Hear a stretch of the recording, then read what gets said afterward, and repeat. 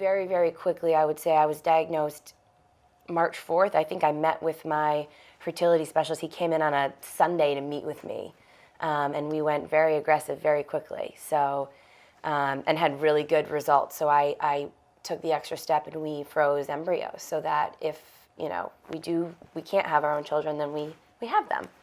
And then you did your chemotherapy? Yep, so I did 12 weeks of Taxol with Herceptin. So anybody who knows about HER2 knows that there's been quite a lot of advancements in the last, 10 years. And that used to be kind of the worst thing that could ever happen to you. And now it's one of these, there's this miracle drug that they've found called Herceptin, and it has these amazing results. And you do Taxol with Herceptin, and then you continue on with Herceptin for a year, and they have found things to have worked really well for people. So I did 12 weeks of Taxol with Herceptin. I started May 6th with my first chemo last year. And you ended? July 22nd. Okay, because see, I'm always doing the hair comparison. Yep. So July 22nd, it's been how long before you actually grow out hair? I was in Italy in August, end of August. We went to Italy through Labor Day. Our wedding anniversary is September 1st. So we tried to go the last, finally finishing chemo, done with all this, the heavy lifting. And I had no hair. And there's pictures of me, I had 4 little strands and I had no hair at all. Basically bald. So it really didn't start growing until after I had surgery, because then if you look at pictures, you can see that it started to sprout.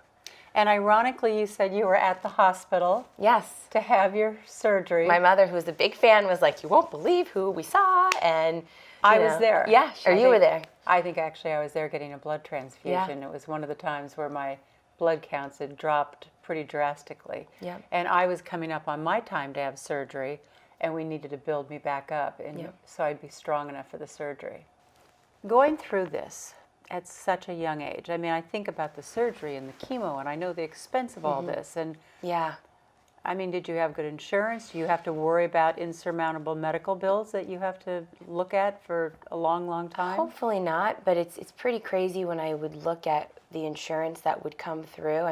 We had a pretty high deductible that we had to take care of, but my chemo was, I want to say it was like $13,000 every time I went, because I was doing chemo with the Herceptin and all the other different drugs that they give you to help make you not sick. So, you're talking 12 rounds of that. It's a lot of money. Yeah. Plus then continuing on, I think the Herceptin alone was another $10,000. It might have even been more, but I think they come to an agreement with the insurance companies. The other issue was the surgery. A lot of my choices that I made for my surgery were not covered by insurance, because my insurance, when you get into insurance, they have sort of this, they cover what they think it should cost, which is asinine, for lack of a better word. What they have said that they think, a mastectomy, a reconstruction after that should be $5,000. What are you, insane? It's impossible. So, and you have to make up the rest. Yeah. And luckily, I have found the most amazing team of doctors who have been kind enough to me to understand that I'm not somebody who's in a position to take care of that. And people in this community, especially around here, they really go above and beyond for people and will do things to be kind to others and understand that. So thank God for that. And I did have good insurance, but I'm one of the lucky ones, really. So, and my work was very generous with helping out with, because IVF, there's no coverage for IVF, so. Oh, that's right. Yeah. Because you had to incur that expense on top of everything else. Yep. And, you can get grants, but it's there's this comparison of you have to make such a small amount of money to get a grant, and it's listen, I live in one of a very wealthy area. You can't live here if you make less than a certain amount of money, So it's almost like you're being punished for being somebody who's a hard worker and just trying to make a living for themselves. So were you able to continue on working all throughout your treatment? I was. It almost became sort of part of my mission, was to it was the only thing that I had control left in my life. Everything had kind of felt like the rug had been pulled out from underneath me, and I was very fortunate to have a job at the time that was wonderful to me, and they were very flexible with me, and they were preparing for the worst, and I was like, no, I'm not going anywhere. So I would work, I would I would get chemo on Tuesdays, and I would work on my BlackBerry and on my laptop throughout the whole treatment. And I would, and in hindsight, I didn't have to, but it just kind of gave me that repurpose of what I was, kept me busy and took my mind off of what all the other stuff that was going on. So, yeah, I worked full time throughout the whole thing. When you got word and you were at that other doctor's appointment and you heard those words, "I'm so sorry to have to tell you, but you have cancer," how did you tell your husband? Oh my gosh, I'll never forget. He was at a job interview, and I couldn't tell him because I knew where he was, and I was like, I could call him 1,000 times, and he won't pick up the phone. So I was smart enough that when Dr. Ward called me, I called my mother, and I did like a 3-way phone call because you're only getting every other word of what someone's telling you, and you need to have someone there to kind of help you digest what they're saying. This is so important for you to talk about because, and I had my husband and I had my older daughters at every single appointment, and they took notes on everything and logged it in, so we have this great journal. Because I'm like you, it's so unlike me. Yeah. As a journalist, I was hearing parts of it, but I was kind of in la la land too, and you're like in a little bit of looking in. denial. It's really, really hard in the beginning. And it's so important to have somebody go with you. I mean, it was, and your mind is racing because you're still thinking like, there has to be a mistake. This is just, there must be some sort of a mix-up. There must be some test they're going to run at some point to say, "Oops, this is all wrong." And then you go through the different milestones, like, okay, it's cancer. Hopefully it's a hormone positive, and I don't have to, there's all these different things that you're hoping for. And then when they don't happen, you just need somebody there to say, okay, but you didn't hear them say, you only have to do this, or this is you just need another voice, another opinion, just another set of ears, because sometimes you only want to hear what you want to hear, even if it's negative, because you're just assuming it's going to be. So I was smart enough to call my mother, and then I was very close with some of my now best girlfriends that I worked with, who had kind of been along with me in the journey of getting there, I found this lump, I'm not really sure what it is. So I called them also first. I mean, I probably made, believe it or not, like, it was different for me. Like, I wasn't going to publicly talk about it, but I needed to talk about it with someone. So I probably made like 10 phone calls that first night. And oddly enough, in a weird turn of events, my old boss, who I worked with for 3 years at a different company, when we were working together, and I worked underneath her, she got breast cancer.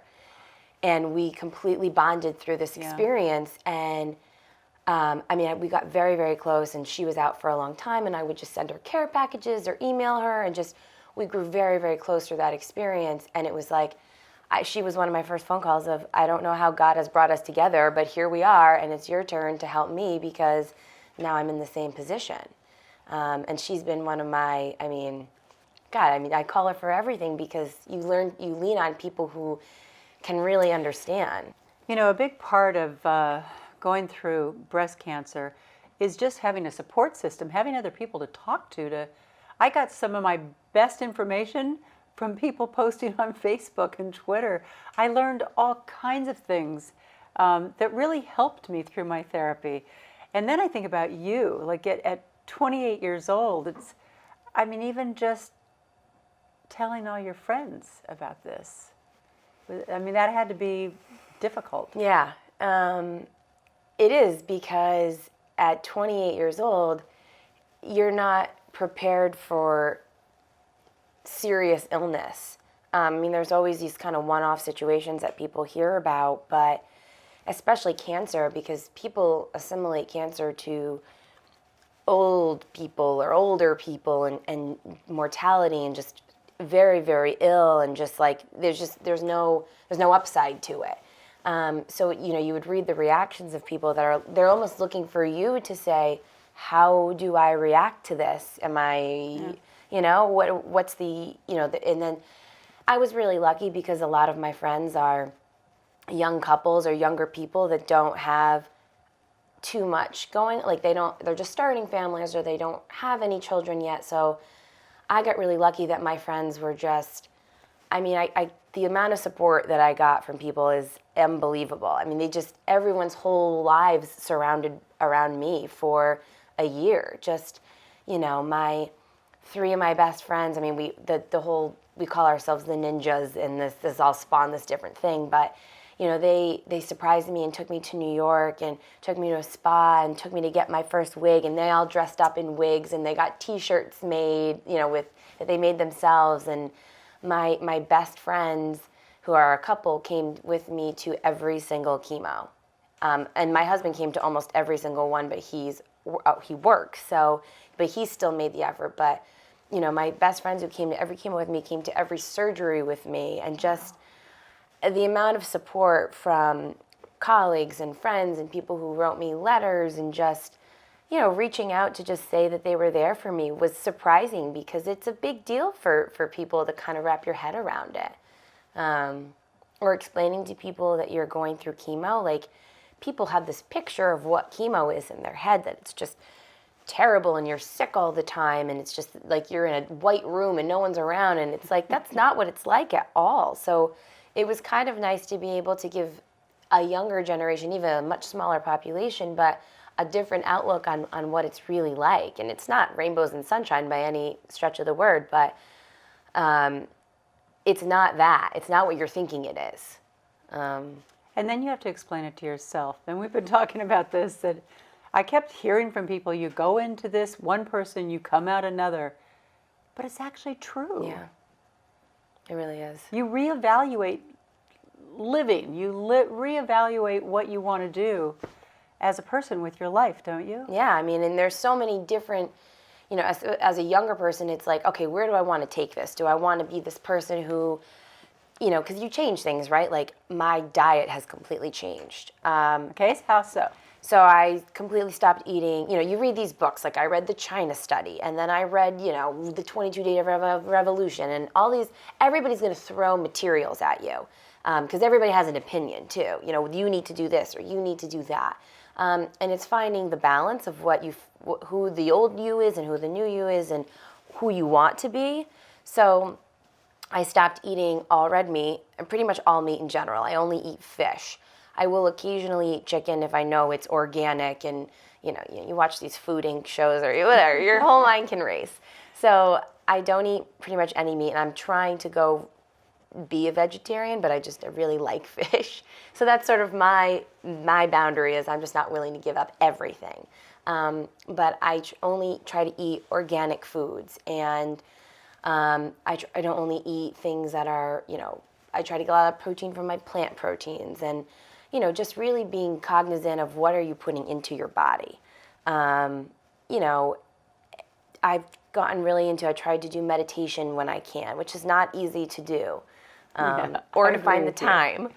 I try to do more holistic things, checking in with myself, yoga, but just being more physically active. But then there's also these moments of, you're reminded of how short life is, and then you want to celebrate things, and you want to go on all these experiences, and you want to live your life, because you just don't know how quickly it can all change.